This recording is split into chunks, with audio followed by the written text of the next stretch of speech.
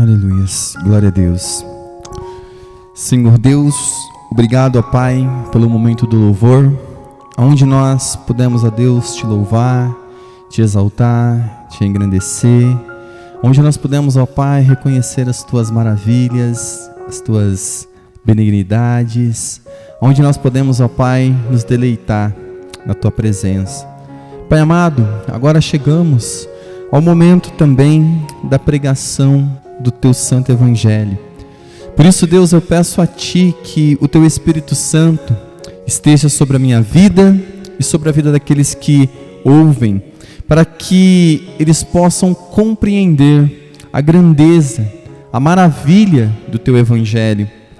E Deus, nós estamos diante daquilo que somente o Senhor pode fazer, que é levar a mensagem ao coração, ó Pai.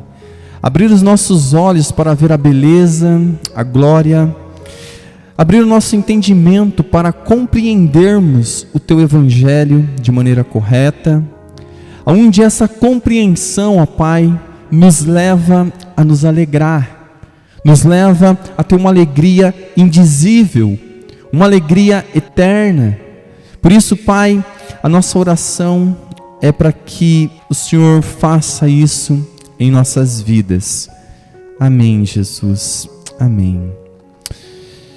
Amados, mais uma vez estamos aqui reunidos em torno da palavra do Senhor, onde nós estamos meditando sobre a carta de Romanos. Agora nós vamos dar continuidade à exposição do Santo Evangelho. Hoje nós vamos do versículo 31 ao versículo 39. É óbvio que o texto ele é muito rico, o texto ele é maravilhoso, e nós queremos olhar cada detalhe, nós queremos verdadeiramente pedir para que Deus abra o nosso entendimento, para que nós possamos ver a maravilha que está sendo posta diante de nós nessa noite. E nós vamos meditar, e nós vamos pedir para que o Espírito Santo direcione as nossas vidas, pois é muito importante que nós possamos ver essas verdades. A última vez que nós pregamos sobre a carta de Romanos, nós viemos do versículo 28 ao 30. E nos versículos 28 a 30, nós vimos que ali, o processo da salvação. E nós nos alegramos porque nós vimos que o processo de salvação, a salvação pertence ao Senhor. E é uma das doutrinas que alegra o nosso coração, uma doutrina a qual nós meditamos, que faz com que nós descansemos verdadeiramente em Deus, sobre a nossa salvação. E nós vimos que todo o processo de salvação se inicia em Deus. E aqui está a nossa segurança. E nós podemos então ver as maravilhas, as alegrias, os tesouros dessa passagem. E hoje, pela misericórdia do Senhor, nós vamos avançar e depois vamos vir versículo por versículo, aprendendo e nos aprofundando. Vamos à leitura do texto. Romanos capítulo 8, do versículo 31 ao 39, diz assim a palavra do Senhor: Que diremos, pois, à vistas destas coisas? Se Deus é por nós, quem será contra nós? Aquele que não poupou o seu próprio Filho, antes por todos nós o entregou, porventura não nos dará graciosamente com ele todas as coisas? Quem intentará acusação contra os eleitos de Deus? É Deus quem os justifica. Quem os condenará?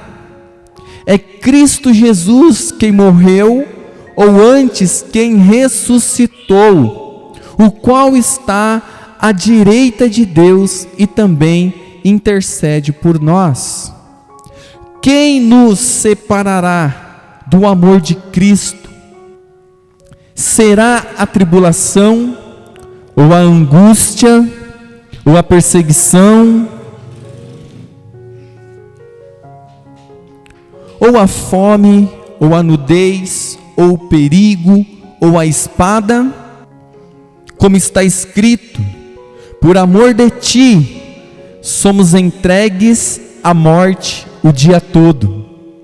Fomos considerados como ovelhas para o matadouro. Em todas essas coisas, porém, somos mais que vencedores, por meio daquele que nos amou. Porque eu estou bem certo de que nem a morte, nem a vida, nem os anjos, nem os principados, nem as coisas do presente, nem a do porvir, nem os poderes, nem a altura, nem a profundidade, nem qualquer outra criatura poderá separar-nos do amor de Deus que está em Cristo Jesus, nosso Senhor. Aqui então, amados, está o texto a qual nós vamos meditar durante alguns dias. Eu falo alguns dias porque é alguns dias mesmo. São muitas informações, são muitas coisas que muitas das vezes nós não paramos para olhar. E quando eu digo olhar, eu quero dizer meditar. Nós não passamos tempo com a Bíblia aberta. Nós não passamos meditando sobre a palavra de Deus. Como nós falamos, nós estamos diante de uma geração que passa muito tempo em séries, filmes, novelas, redes sociais, engajados nessas coisas inúteis e fúteis. Se nós passássemos o mesmo tempo diante da palavra de Deus, meditando, alimentando a nossa alma com a palavra de Deus, com as coisas do reino, tenho certeza absoluta que a maioria dos cristãos não estaria na situação que estão. Pois para nós é maravilhoso quando nós temos homens e mulheres que diante de um texto desse, eles sentam em suas mesas, eles analisam esse texto, não durante uma hora, não durante um dia, mas durante um ano todo. Aqui tem doutrinas para as nossas almas se alegrarem verdadeiramente. Quanto mais tempo nós meditamos nas coisas que realmente precisam e devem ser meditadas, nós então teremos um crescimento mais firme na presença de Deus.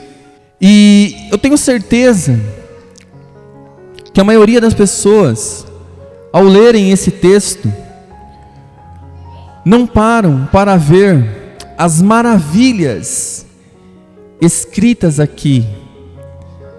E é sempre bom e importante que o pastor pegue nas suas mãos e leve vocês para passearem nas Escrituras.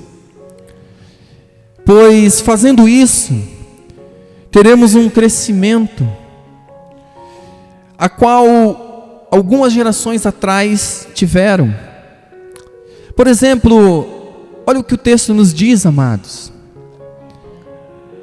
Aqui estamos diante de um texto que o apóstolo Paulo, ele está fazendo afirmações e perguntas e nos dando uma direção. E se nós fizéssemos essas perguntas para nós todos os dias e nos engajássemos em respondê-las. Você já fez isso? Você já parou com a Bíblia aberta? Você já pegou uma pergunta dessa que ele está aqui colocando e passou o dia inteiro meditando nela? Faça isso. Como eu falei, nós temos que resgatar o que os puritanos faziam. Os cristãos puritanos passavam dias, semanas com uma porção da palavra de Deus em sua mente, meditando nela, crescendo nela, e isso fazia com que aqueles homens fossem cristãos maduros, fossem grandes homens de Deus, grandes mulheres de Deus. E é isso que está faltando para a nossa geração. Por exemplo, só para nós ilustrarmos, olha o que o versículo 31 diz, a primeira pergunta: que diremos, pois, à vistas destas coisas? Você já parou para pensar que coisas são? Do que ele está falando? Do que se trata? Aí ele faz uma outra pergunta, ele diz: se Deus é por nós, quem será contra nós? Você já parou para pensar seriamente sobre isso? Pois essas duas afirmações que nós lemos, acabamos de ler no versículo 31, têm implicações gigantescas. Por exemplo, se Deus é por nós, quem será contra nós? A palavra de Deus, ela nos ensina que se Deus é por nós, não há ninguém contra nós. Agora eu te pergunto, e se Deus for contra nós? E se Deus for o nosso inimigo? E se nós fôssemos inimigos de Deus?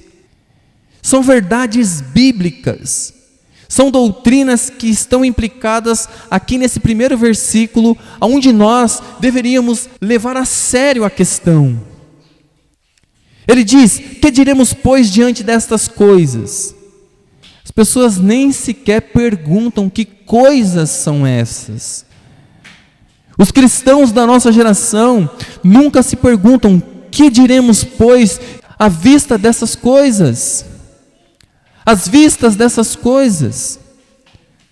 Então, amados, esse texto tem muita doutrina, tem muita coisa boa, tem muita coisa que pode e vai enriquecer a nossa alma. Amados, estamos diante de mais uma maravilhosa porção do Santo Evangelho de Deus. E como é maravilhoso para as nossas vidas podermos meditar nessas coisas, podermos refletirmos nessas coisas essa noite. Amados, não se deixem arrastar por essa espúria ideia de amor.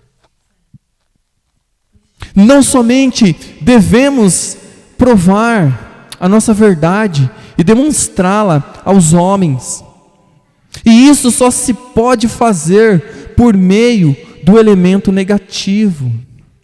Declarem a verdade, considerem as objeções, deem respostas a elas, e assim vocês estabelecerão a verdade com maior firmeza. Esse é o método pessoal do apóstolo Paulo. E como é maravilhoso se isso também fosse o nosso método. Por isso que eu falei, é necessário, amados, passarmos mais tempo com a Bíblia aberta. É necessário, amados, passarmos mais tempos nos indagando sobre essas questões que o apóstolo Paulo fala. Não só o apóstolo Paulo, mas toda a Bíblia sempre está nos mostrando. Vê como é importante. Estamos diante de uma geração que diz que temos que amar, temos que sacrificar a verdade em nome do amor. Mas nós não podemos fazer isso. Nós podemos falar a verdade em amor, mas nunca sacrificar a verdade em nome do amor. Porque a palavra de Deus diz que se nós conhecermos a verdade nos libertará. Amados, então aqui o apóstolo Paulo, ele trabalha dessa maneira, e isso nos ajuda a entendermos qual é a metodologia dele. E isso nos ajuda a entender como o apóstolo Paulo lida com coisas difíceis, com doutrinas importantes, e como nós deveríamos tratar dessas mesmas coisas de forma igual. Amados, já vimos o exemplo disso no capítulo 4. O apóstolo Paulo, ele levanta um problema. Por exemplo, ele diz: que diremos, pois, ter alcançado Abraão, nosso pai, segundo a carne? É uma pergunta que ele faz. Ele dedica todo o capítulo 4 a esse desafio dirigido ao que ele tinha dito. E como é importante nós nos atentarmos a isso. Como é importante. E como é importante se nós também fizéssemos esse exercício espiritual. Então o apóstolo Paulo, ele levanta um problema, ele lida com o problema, ele lida com as objeções do problema, ele lida com aquilo que ele diz, ele responde então a essa questão, ele responde a isso e segue adiante. E nós temos mania de não querermos nos atarefar com as questões espirituais, não é verdade? Nós não queremos. Nós queremos sempre deixar isso para depois. Nós sempre queremos deixar essas questões de lado. Mas não podemos fazer assim. Então o apóstolo Paulo, ele responde e segue adiante. Então no capítulo 5, Paulo lança outra grande doutrina. E tendo feito isso, de novo, levanta objeções nos capítulos 6 e 7. Você vê, quando nós estamos com a Bíblia diante de nós, você vê que o apóstolo Paulo, ele levanta as doutrinas, ele levanta os questionamentos, e ele então depois responde. No capítulo 6, versículo 1, lemos o apóstolo Paulo dizendo: que diremos, pois? É uma pergunta. Que diremos, pois?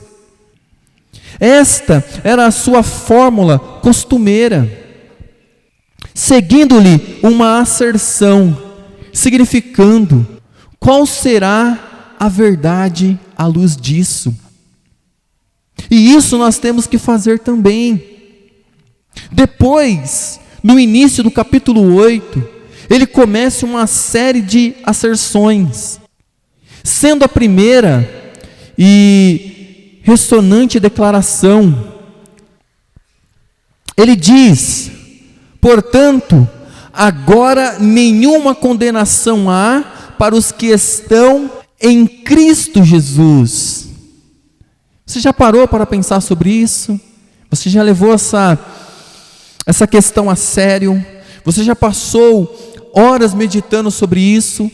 Você passou horas meditando e depois de meditar sobre isso, você aplicou isso na sua vida? Portanto, agora nenhuma condenação há para os que estão em Cristo Jesus. Então aqui nós temos que lidar com os problemas, como o apóstolo Paulo faz. O porquê nós estamos olhando para isso? O porquê nós estamos agora olhando a forma, o método que o apóstolo Paulo faz? Porque eu quero, amados irmãos, diante do texto, ao qual está diante dos nossos olhos, ao qual acabamos de ler, você tenha esse exercício espiritual. Faça isso. Faça isso durante um dia inteiro. Se abstenha das redes sociais, se abstenha do seu futebol, se abstenha dos seus lazeres, se abstenha dos filmes, das séries, das novelas. Se abstenha um pouco daquilo que não te traz nenhum proveito espiritual e faça esse exercício. Olha, o apóstolo Paulo, ele diz algo maravilhoso, ele diz: portanto agora nenhuma condenação há para os que estão em Cristo Jesus. Amados, esse é o método do apóstolo Paulo, e ele o emprega tanto com respeito às grandes e maciças extensões da doutrina, como a aspectos mais detalhados. Por isso que nós falamos que a palavra de Deus, ela é maravilhosa. Por isso que nós falamos que, diante de um texto bíblico, se você não se alegra, se você não se emociona, se você não sente tristeza pelo seu pecado, se você não consegue ver Cristo, se você não tem prazer na lei de Deus, algo está errado com o seu cristianismo. Pois a palavra de Deus, veja, ela é rica em detalhes. Sabe quando você começa a admirar os detalhes, onde as coisas pequenas é que fazem a diferença, onde as coisas simples é que mostram para nós a grandeza da doutrina. Então, o apóstolo Paulo, ele faz isso tanto com as grandes e maciças extensões de qualquer doutrina, quanto nos aspectos mais detalhados. Porque o apóstolo Paulo, ele poderia falar algo e já pular para outro, igual a nossa geração. Você já viu que a nossa geração é assim? Nós estamos diante de uma geração que acelera o áudio. Nós estamos diante de uma geração que não tem mais que esperar uma semana para ver a cena do próximo capítulo da série, mas eles maratonam, pulam o capítulo, já vão para o final. Nós estamos diante de uma geração afoita. Nós estamos diante de uma geração resultadista. Nós estamos diante de uma geração que quer sempre acelerar as coisas. E com isso perdemos os detalhes. E com isso perdemos muita coisa. E diante daquilo que o apóstolo Paulo está nos mostrando, cada detalhe, o que eu estou tentando fazer hoje nessa noite, puxar você, para que você olhe cada detalhe, instruindo você a olhar a palavra de Deus por cada detalhe, que o Espírito Santo de Deus abra o seu entendimento. Amados, isso é a coisa mais maravilhosa que pode acontecer na vida de um homem e na vida de uma mulher. É quando Deus pega e tira as trevas, a cegueira do entendimento, e ilumina o entendimento, a consciência da pessoa, aonde os olhos espirituais são abertos, ela consegue agora ver e ter prazer naquilo a qual ela não tinha antes. Então o apóstolo Paulo, ele trabalha dessa forma. Todos os pregadores e ministros deveriam procurar, emular ou imitar este exemplo magistral do apóstolo Paulo. Cada cristão. Amados, este é um meio de comunicar a verdade de Deus e de torná-la familiar à mente e ao coração dos homens e das mulheres. O porquê que nós queremos deixar a palavra de Deus cheia de detalhes? Por que nós temos que nos atentar às minúcias? Por que nós temos que ver cada expressão?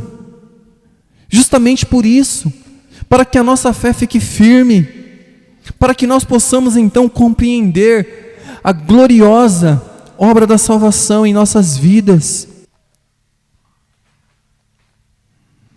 Amados, um modo particular, bom de fazer isso, é apresentar uma lista de perguntas e depois tratá-las uma por uma. E o apóstolo Paulo faz isso de forma extraordinária. E eu gostaria muito que você começasse a fazer isso também. Faça isso. Por exemplo, pegue aquela parte que nós falamos: se Deus é por nós, quem será contra nós? Quantas perguntas surgem daí? Quantas indagações você deve fazer? Quantas aplicações isso deve ser feitas em nossas vidas? Ao mesmo tempo que essa afirmação é uma afirmação de conforto, ao mesmo tempo é uma afirmação de desespero. Se uma pessoa descobre que Deus é por ela, então ela entra em estado de graça. Agora, se essa mesma pessoa descobre que o Rei do Universo, Senhor de todas as coisas, Criador dos céus e da terra, Criador de tudo que existe, é contra ela, olha o desespero. Por isso que nós falamos. E então o apóstolo Paulo, ele faz isso de forma extraordinária. E isso nos faz então ver a importância desse modo que o apóstolo Paulo expõe a palavra de Deus. E nós tentamos fazer da melhor forma possível e fiéis. Neste caso particular, amados, vemos que ele levanta 5 ou mesmo 6 questões, ou 6 perguntas aqui, nesse ponto. E nós podemos ver com pontos de interrogações, como nós falamos. Por exemplo, a primeira é: que diremos, pois, a estas coisas? A segunda é: se Deus é por nós, quem será contra nós? A terceira é: aquele que nem mesmo o seu próprio filho poupou, antes o entregou por todos nós, como não nos dará também com ele todas as coisas? A quarta é: quem tentará acusação contra os escolhidos de Deus? A quinta é: quem os condenará? Então, amados, aqui proponho que se considere as duas últimas como uma só. Vem então a sexta e a última pergunta. Ele diz: quem nos separará do amor de Cristo? Olha que segurança. Ele diz: quem nos separará? Quem nos separará do amor de Cristo? Alguns afirmam, amados, que ainda há mais uma, a saber, ele diz: as tribulações, ou a angústia, ou a perseguição, ou a fome, ou a nudez, ou o perigo, ou a espada. Isso, amados, para mim, é apenas o desenvolvimento da questão principal, que é a seguinte: o que temos que entender é quem ou o que nos separará do amor de Cristo. Então, veja, nós temos aqui 5 perguntas, 6 perguntas. Aí eu te pergunto: quantas vezes você se perguntou sobre essas perguntas? Aí eu te pergunto: quantas vezes na sua vida cristã você sentou com a Bíblia aberta e fez essas perguntas, meditou sobre elas, levou essas questões a sério, se alegrou com elas, se entristeceu com elas, impactou-se com elas? Quantas? Porque aqui o apóstolo Paulo está fazendo 5 perguntas importantíssimas para o cristão, tanto para si quanto para ele pregar o Evangelho. Veja aqui, amados, essas perguntas que o apóstolo Paulo faz. Amados, tenho apresentado as perguntas aqui, nessa noite. O apóstolo Paulo, no grande clímax dos versículos 38 e 39, o qual nós lemos, faz a sua máxima asserção e asseveração da gloriosa verdade, da certeza absoluta e da perseverança final de todos os crentes. A perseverança dos santos, ou a preservação dos cristãos. Vocês veem como é maravilhoso? Como essas doutrinas de fato invadem o nosso coração? Como verdadeiramente nós precisamos olhar para elas e pedir para que o Espírito Santo nos conduza, e pedir para que o Espírito Santo nos leve a compreender, a ter as nossas mentes iluminadas, porque é o Espírito Santo que nos faz entender e compreender essas verdades. É o Espírito Santo que nos ajuda a nos questionarmos sobre essas perguntas. Por isso, devemos orar. Devemos pedir ao Espírito Santo, amados, que abra o nosso entendimento. Amados, tendo sido respondidas e demolidas todas as objeções, o apóstolo Paulo diz, olha o que ele diz. Ele diz assim: estou certo de que nem a morte, nem a vida, nem os anjos, nem os principados, nem as potestades, nem o presente, nem o porvir, nem a altura, nem a profundidade, nem alguma outra criatura nos poderá separar. A nós, amados, os chamados, os eleitos, os comprados na cruz, pelo precioso sangue de Cristo, a igreja do Cordeiro, a noiva do Messias, do amor de Deus que está em Cristo Jesus, nosso Senhor. Veja a segurança, veja que essas coisas não podem nos separar, nenhuma criatura pode nos tirar de Cristo, do amor. E aqui então surge uma outra pergunta: o amor de Deus é condicional? O amor de Deus é incondicional? Veja o que nós estamos, a certeza e a segurança do amor de um Deus imutável ao nosso favor. Ele nos amou quando nós ainda éramos pecadores. Ele se deu por nós quando nós ainda estávamos mortos em pecados e delitos. Veja, o amor de Deus não é uma resposta daquilo que eu faço para Ele. Olha que maravilha!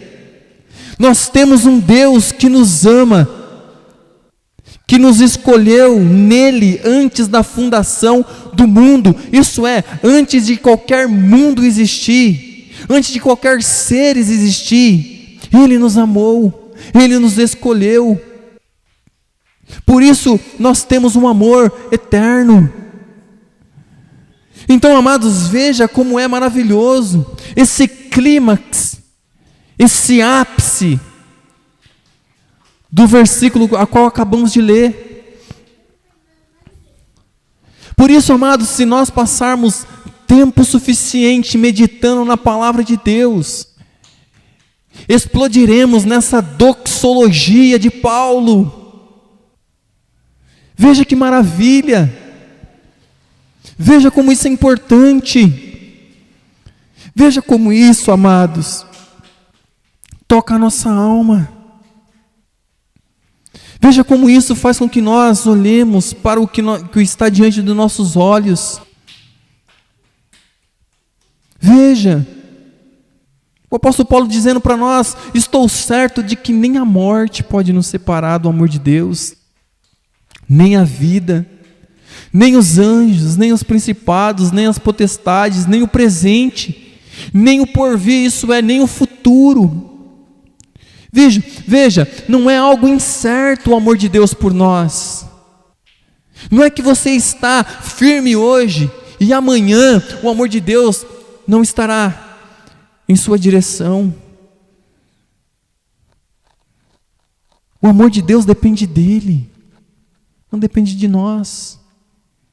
Ele me amou no meu pior dia, e não é no meu... Ele me amou na minha pior situação de pecador. Por isso nós temos que entender, amados, que esse amor de Deus é uma fonte inesgotável para o seu povo. Amados, então ele diz: nem a morte, nem o porvir, nem a vida, nem os anjos, nem os principados, nem as potestades, nem a potestade, nem o presente, nem o porvir, nem a altura, nem a profundidade, nem alguma criatura poderá nos separar do amor de Deus que está em Cristo Jesus. Veja, nós não somos o objeto do amor de Deus. Cristo é o objeto do amor de Deus. Por isso que quem está em Cristo Jesus tem todas as coisas. E aqui é uma outra pergunta: quem está e quem não está? Então veja, amados, veja, porque a importância de entendermos a palavra de Deus, estar em Cristo Jesus. Amados, por amor, de clareza de entendimento hoje nessa noite, talvez nos ajude se colocarmos as 5 perguntas na forma de 4 problemas ou desafios. A doutrina enunciada pelo apóstolo Paulo. O primeiro desafio acha-se no versículo 31, amados. Paulo indaga: pode-se conceder algum poder que nos possa impedir de chegar à glorificação final? Isso é, algum poder pode nos impedir de ir nos encontrar com Cristo? O segundo desafio é se há algum perigo de que o amor de Deus por nós passe por mudança ou diminua. O terceiro desafio, amados, formulado nos versículos 33 e 34, é se alguém ou alguma coisa não poderá convencer-nos de pecado e levar-nos à condenação final. Noutras palavras, vejam estas 2 questões como uma só. Quem intentará acusação contra os escolhidos de Deus? E quem os condenará? O apóstolo Paulo trata da questão e a responde nos versículos 33 e 34. O quarto e o último desafio é: acaso não poderemos falhar ou vacilar devido à nossa fraqueza quando enfrentamos as provações e as tribulações da vida? Será que as tribulações, as provações podem fazer com que nós abandonemos a fé, abandonemos a Cristo, retrocedamos?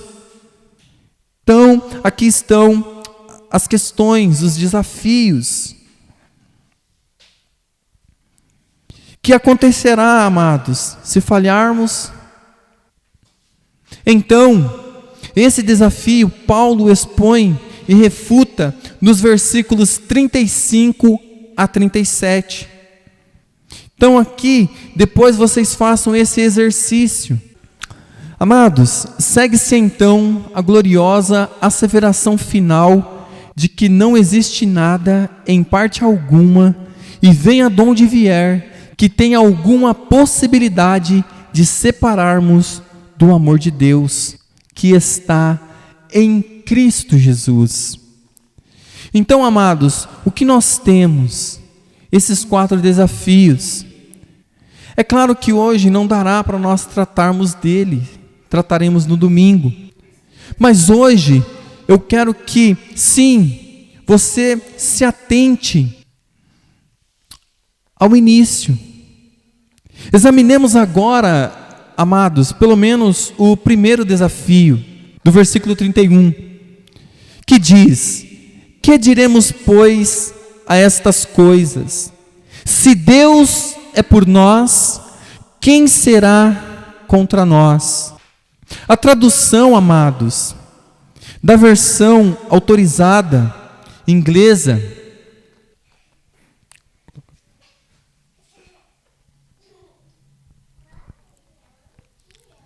acrescenta palavras que não se acham no original, e o faz acertadamente, amados. Os tradutores fizeram isso para aclarar o sentido do texto. As palavras é e poderá ser foram acrescentadas pelo bem da interpretação. Na Bíblia, são impressas em itálico, para que se saiba que constituem acréscimos feitos pelos tradutores. Esse é o método dos tradutores da versão autorizada, em contraste com a de muitos tradutores modernos. A primeira pergunta procede do desafio ao poder de Deus. O que o apóstolo vinha afirmando é que Deus fez tudo quando se relaciona com a salvação. É o que nós falamos. A salvação, do princípio ao fim, é uma obra de Deus na vida do homem. Veja, Deus nos escolhe antes da fundação do mundo.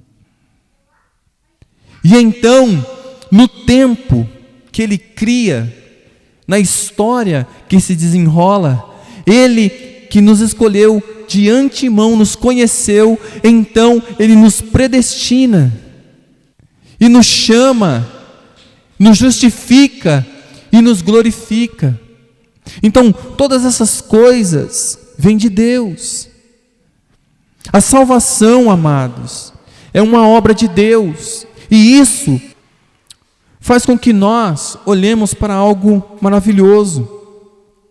Foi Deus que nos conheceu de antemão, e que, portanto, nos predestinou, e, portanto, nos chamou, e que, portanto, nos predestinou, e, portanto, nos justificou, e, portanto, nos glorificou. É o que nós pregamos no culto passado. Nós falamos sobre o versículo 28 ao 30, e nós vimos como isso é importante. Veja como é que entendermos as doutrinas faz com que nós tenhamos uma firmeza, tenhamos uma clareza, tenhamos firmeza e convicção, tenhamos convicção daquilo que cremos, temos convicção da nossa fé. E o argumento é que, devido Deus ter feito tudo isso, a salvação é certa e segura. Veja, nós temos um Deus todo-poderoso, cheio de poder, cheio de glória, imutável, um Deus que não volta atrás na sua palavra, um Deus que não muda devido às circunstâncias, elaborou o projeto de salvação. E nesse projeto de salvação que pertence a Ele e a mais ninguém, Ele soberanamente escolheu, elegeu, antes da fundação do mundo. É isso que está, amados, diante de nós. Então, os que de antemão conheceu, predestinou. E os que predestinou, Justificou. E os que justificou, glorificou. Por isso, amados, isso é importante. Entendermos que a salvação para nós, ela é certa e segura. Não é algo que podemos perder, pois não fizemos nenhum esforço para ganhá-la. Nenhum. Não fizemos nada, amados. Não fizemos nada para obter a salvação. Agora não podemos fazer outra coisa senão desfrutar desse plano maravilhoso de Deus em nossas vidas. A segurança da salvação. Mas o desafio, amados, questiona se é possível que algum poder se levante e nos prive da meta suprema e final. Será que existe algo que possa interromper isso? Essa vontade suprema de Deus em nossa vida? Será que existe algum ser em algum lugar que ousa se levantar contra Deus para dizer: não, isso não vai acontecer na vida dessa pessoa? Você elegeu ele antes da fundação do mundo, mas o Senhor não pode salvá-lo? Não. O apóstolo Paulo expõe esse desafio com as palavras. Olha o que ele diz: se Deus é por nós, quem?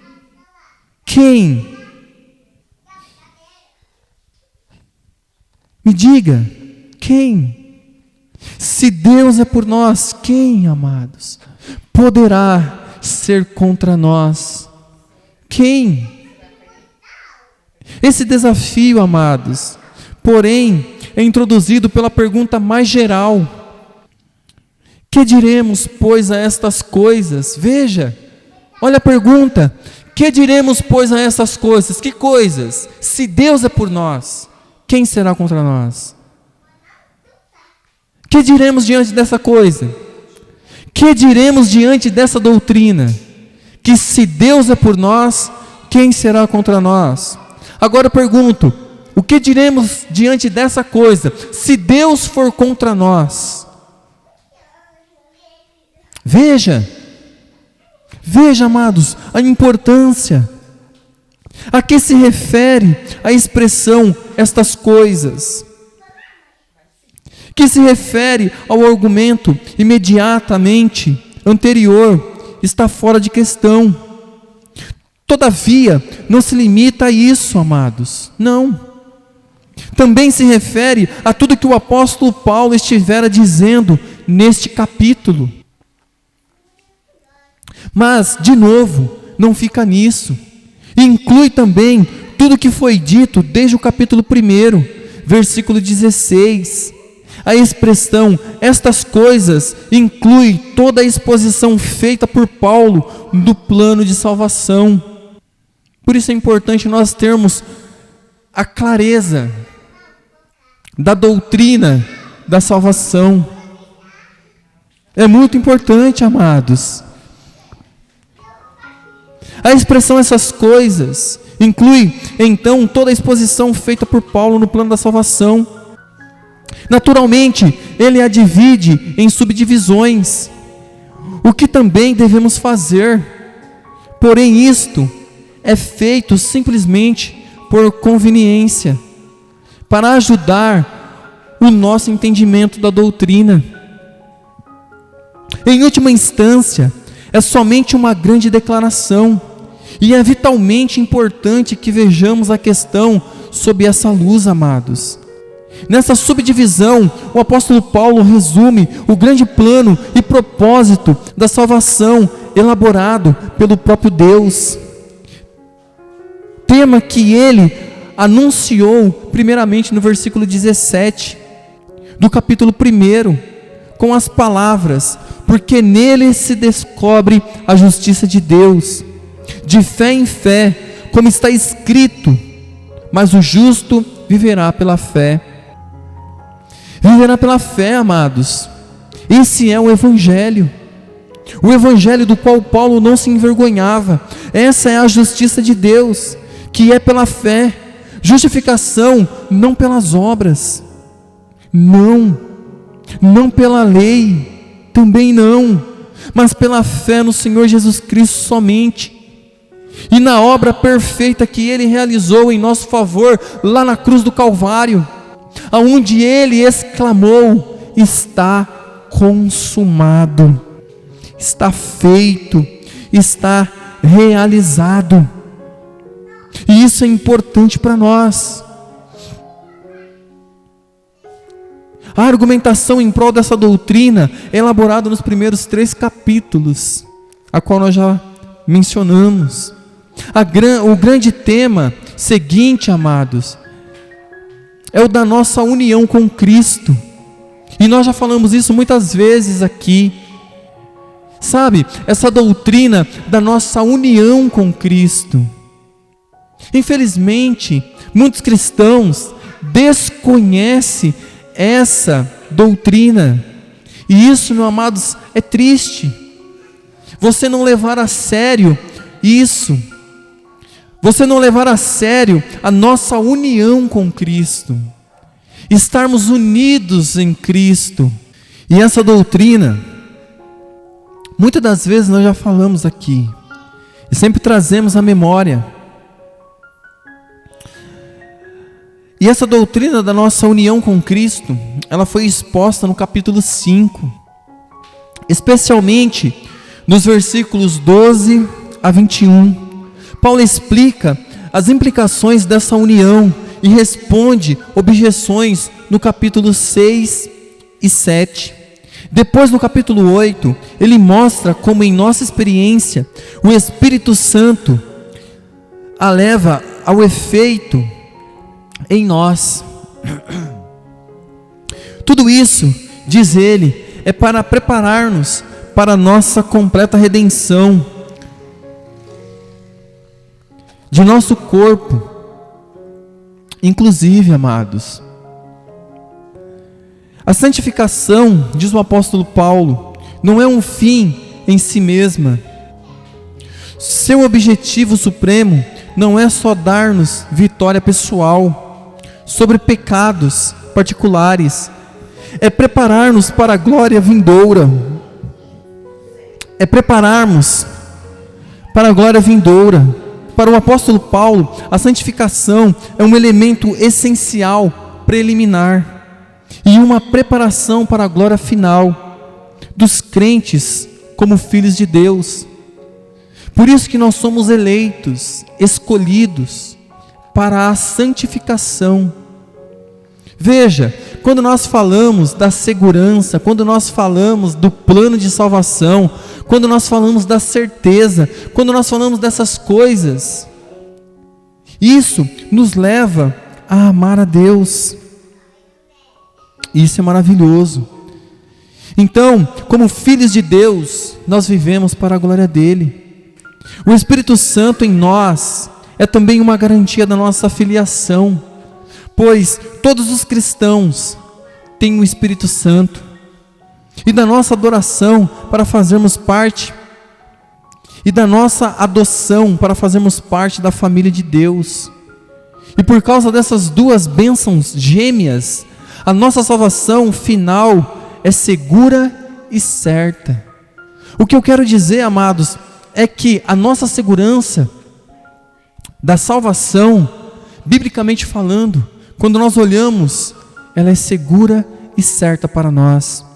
Por isso hoje, nessa noite, nós estamos tratando do primeiro desafio. É claro que nos outros cultos nós vamos tratar dos demais, mas o primeiro desafio é: que diremos, pois, à vista dessas coisas? Se Deus é por nós, quem então será contra nós? Quem pode ser contra nós? Porém, aqui está essas duas coisas, amados.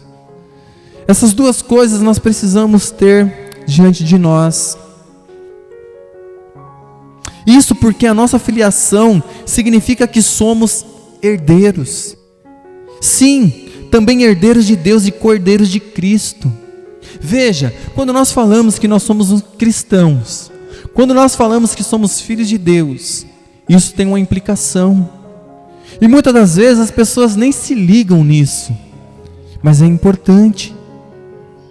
Cristo já foi glorificado, e nós também o seremos. Se é certo que com Ele padecemos, para que também com Ele sejamos glorificados. Aqui está a nossa esperança futura. Veja, se nós padecermos com Ele, para que também com Ele sejamos glorificados. É por isso que essa doutrina, ela é maravilhosa, pois até mesmo os sofrimentos, amados, os sofrimentos, eles podem ser usados como um argumento para provar que toda esta glória que nos espera é segura e certa. Como nós falamos, todo sofrimento que nós temos em nossa vida é para a glória de Deus. Veja, o que nós temos que falar é para Deus: me mostre a sua glória em meio ao meu sofrimento. E isso, amado, nos ajuda.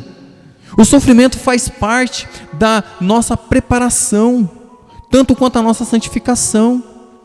É claro que na geração que nós estamos vivendo, as pessoas não querem sofrer.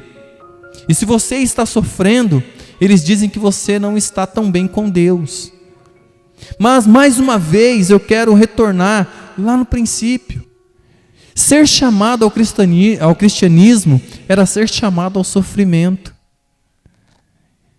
Era um chamado a sofrer. Mas é um sofrer que o mundo sofre? Não. Esse sofrimento é específico, pois é um sofrimento por amor de Cristo. Aqui está a diferença no sofrer do cristão para o mundo. O mundo tem muitos sofrimentos, mas nenhum deles é por amor de Cristo.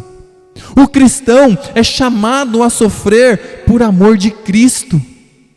Veja Paulo. Paulo apanhou, foi chicoteado, foi perseguido. Paulo foi preso, foi acorrentado. Mas todo esse sofrimento do apóstolo Paulo não se comparava com a glória que estava para se revelar. E tudo que ele sofria era por amor de Cristo. Cada perseguição, cada afronta, cada xingamento, cada açoite, cada apedrejamento, cada prisão, ele foi preso por amor de Cristo. Ele foi acorrentado por amor de Cristo. Ele perdeu a sua cabeça por amor de Cristo. Então, aqui está. E então nós vemos o apóstolo Paulo dizendo: diante dessas coisas, se Deus é por nós, quem será contra nós? Então hoje nessa noite nós demos uma pequena pincelada no primeiro desafio. Domingo nós continuaremos, falaremos um pouco mais do segundo desafio, mas que Deus possa levar o seu entendimento, que o Espírito Santo possa iluminar, que o Espírito Santo possa trazer você a compreensão mais profunda dessas coisas. Vamos orar, vamos agradecer ao Senhor por hoje. Pai amado, muito obrigado, pois o Teu Evangelho foi anunciado. Pai amado, são tantas perguntas que o apóstolo Paulo nos faz, e que verdadeiramente, Pai, eu gostaria que cada irmão fizesse isso durante a semana, para a honra e glória do Teu nome, Pai. Amém, Jesus. Amém, Jesus.